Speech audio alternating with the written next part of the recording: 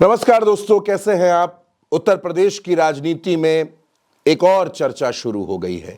बहस के केंद्र में है पंडित जी।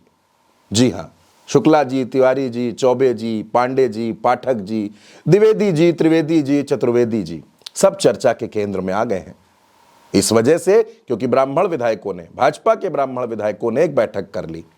बैठक में यह कहा गया कि ब्राह्मण बहुत नाराज हैं, सरकार में सुनवाई नहीं हो रही है, कोई बात सुनी नहीं जाती। संगठन हो, संघ हो या सरकार हो, कहीं भी कोई सुनवाई नहीं, अधिकारी बात तक नहीं सुनते। बाकी विधायकों का जलवा है, उनका भौकाल चल रहा है, लेकिन हमारी कोई बात नहीं सुनी जा रही। तो अब यह समझना बेहद जरूरी हो गया कि उत्तर प्रदेश में आखिर पंडित जी लोगों के मन में चल क्या रहा है। वो ब्राह्मण जो कभी कांग्रेस के साथ रहे, कांग्रेस की सरकारें बनवाते रहे, उत्तर प्रदेश में ब्राह्मण मुख्यमंत्री बने, कमलापति त्रिपाठी बने, नारायण दत्त तिवारी बने, श्रीपति मिश्रा बने, हेमवती नंदन बहुगुणा बने, ब्राह्मण मुख्यमंत्री बने। और उसी उत्तर प्रदेश में ब्राह्मणों ने जब चाहा तब उसकी सरकार बनवा दी। ब्राह्मण भारतीय जनता पार्टी के साथ भी रहे और जब 2007 का वक्त आया तो उत्तर प्रदेश में ब्राह्मण बड़ी तादाद में, बड़ी ताकत में, मायावती के सोशल वाला जो इंजीनियरिंग वाला फॉर्मूला था, सतीश चंद्र मिश्रा का जो दौर था, उस दौर में बसपा के साथ चले गए। प्रचंड बहुमत की सरकार मायावती ने बनाई। पहली बार अपने बलबूते पर बसपा की फुल मेजॉरिटी गवर्नमेंट आ गई। कहा यह गया कि मायावती ने ब्राह्मणों को बड़ी तादाद में टिकट दिए। टिकट का फायदा यह हुआ कि ब्राह्मण जो वोट थे, तकरीबन 37% वोट ब्राह्मणों का मायावती के साथ चला गया और मायावती मुख्यमंत्री बन गई। साल आया 2012 में अखिलेश यादव ने भी यह प्रयोग किया।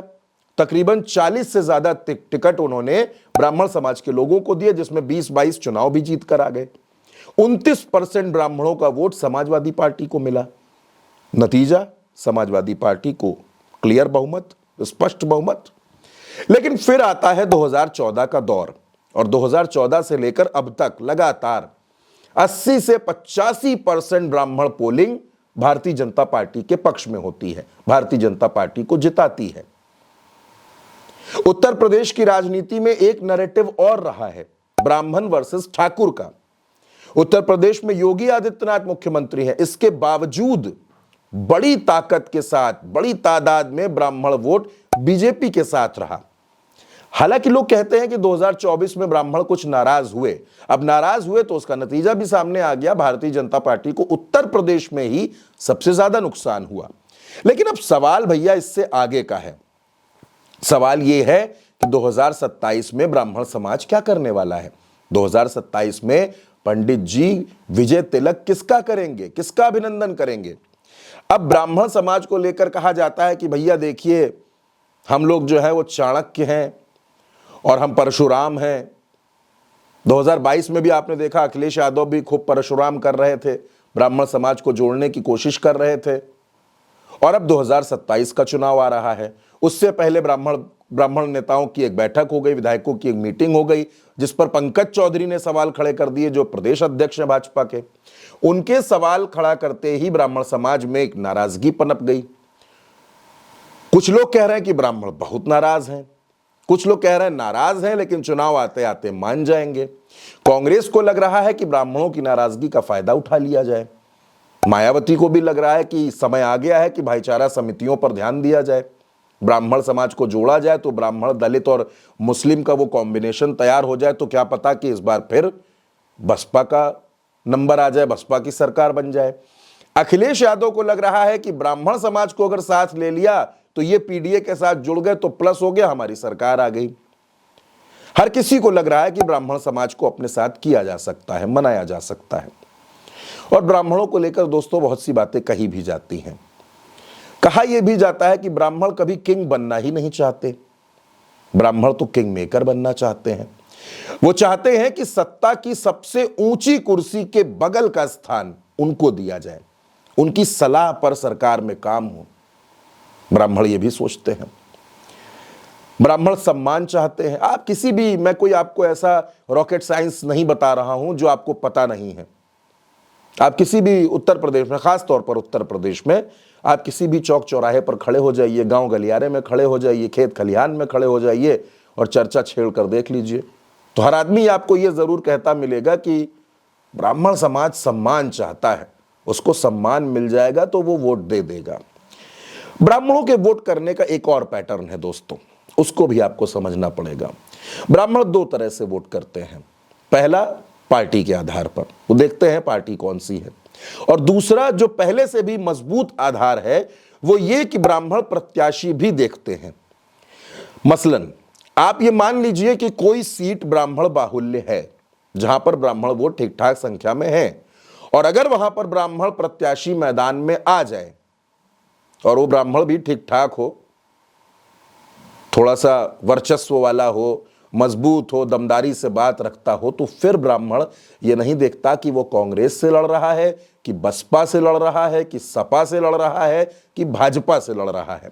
फिर ब्राह्मण व्यक्तिवादी हो जाते हैं। तुरंत वो अपनी उस जाति के व्यक्ति को, उस ब्राह्मण समाज के व्यक्ति को जिताने में जुट जाते हैं। अब ऐसा भी नहीं है कि उस ब्राह्मण प्रत्याशी में कोई दमखम ना हो और वो निर्दलीय चुनाव लड़ रहा हो तो ब्राह्मण उसके साथ चले जाएं, ऐसा भी नहीं है। ब्राह्मण सब कुछ तोल कर, सब कुछ जानकर, सारे आकलन करने के बाद यह तय करते हैं कि फला व्यक्ति को चुनाव जिताना है। यानी वो पार्टी के आधार पर भी वोट करते हैं और प्रत्याशी के आधार पर भी वोट करते हैं। अब अगर मान लीजिए भाजपा की सरकार है, भाजपा का एक माहौल 2014 से लेकर बना हुआ है, उसमें भी भाजपा से अगर कोई ब्राह्मण प्रत्याशी आ जाए तो सोने पर सुहागा, ब्राह्मण समाज तुरंत उस पार्टी का झंडा उठा लेगा। अब जहां तक बात ब्राह्मण नेतृत्व की है, तो भारतीय जनता पार्टी में तो सर्वमान्य नेता रहे अटल बिहारी वाजपेयी, ब्राह्मण उनके साथ बहुत जुड़े। समाजवादी पार्टी में जनेश्वर मिश्र आज इस दुनिया में नहीं है, समाजवादी चिंतक थे, विचारक थे, कई सरकारों में केंद्रीय मंत्री रहे, लोकसभा में रहे, राज्यसभा में रहे, समाजवादी पार्टी के वरिष्ठ उपाध्यक्ष रहे। जनेश्वर मिश्र समाजवादी पार्टी का ब्राह्मण चेहरा जरूर थे, लेकिन वो उत्तर प्रदेश के ब्राह्मणों के नेता नहीं थे। जैसे सतीश चंद्र मिश्रा, मायावती की पार्टी, बसपा में पार्टी के महासचिव, ताकतवर नेता, फैसले लेने और बदलवाने की वो ताकत रखते थे। लेकिन सतीश चंद्र मिश्रा भी जब तक बसपा की सरकार रही तब तक ब्राह्मणों ने उनको खूब माना। आज की तारीख में सतीश चंद्र मिश्रा भी ब्राह्मणों को अगर यह कहा जाए कि पूरी तरह से एकजुट करके बसपा में ले आएंगे तो इस बात पर बड़ा संशय है, और यह मुश्किल भी बहुत है। भारतीय जनता पार्टी की बात कर लेते हैं तो 2017 की सरकार में दिनेश शर्मा डिप्टी सीएम, 22 की सरकार में ब्रजेश पाठक डिप्टी सीएम। इसके पहले प्रदेश अध्यक्षों में अगर आप देखिए तो लक्ष्मीकांत वाजपेयी भी यहां अध्यक्ष रहे, महेंद्रनाथ पांडे भी यहां अध्यक्ष रहे। अभी की सरकार में आप देखिए तो कई मंत्री भी ब्राह्मण हैं। ब्राह्मण चेहरों को मजबूती से रखा भी गया है, लेकिन ब्राह्मण समाज यह भी कहता है कि भैया जो बड़े वाले विभाग हैं वो ब्राह्मण समाज के पास नहीं है। ब्राह्मण ठगा हुआ महसूस तो कर रहा है। समाजवादी पार्टी क्या कर रही है? माता प्रसाद पांडे को नेता प्रतिपक्ष बनाया, वो ब्राह्मण समाज से आते हैं, और अखिलेश यादव के इर्द गिर्द भी आपको तमाम ब्राह्मण नेता नजर आते हैं।